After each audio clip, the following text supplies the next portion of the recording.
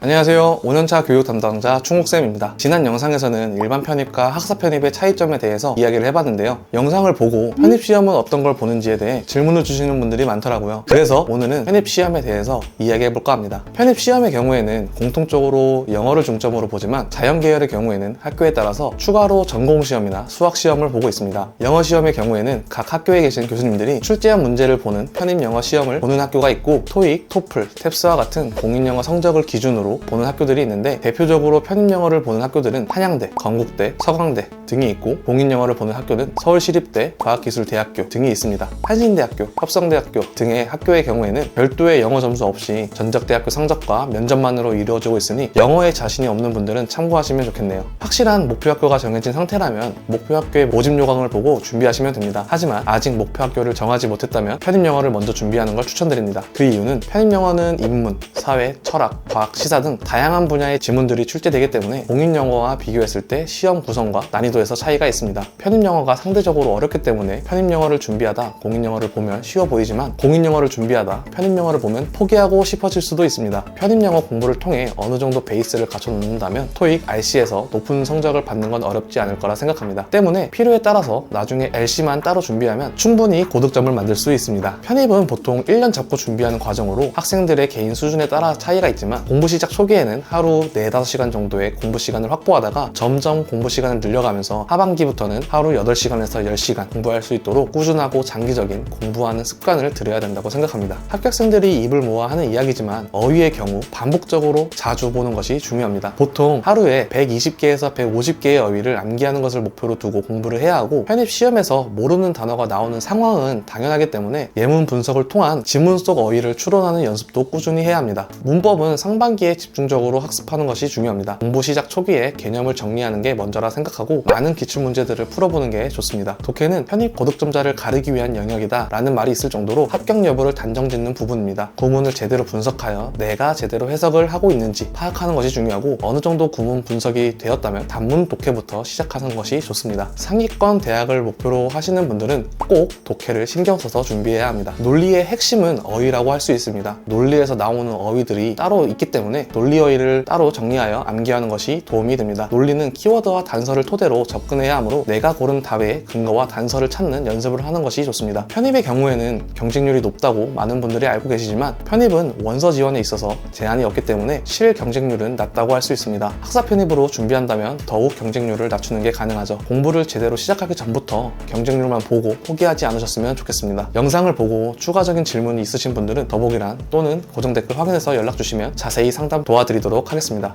감사합니다.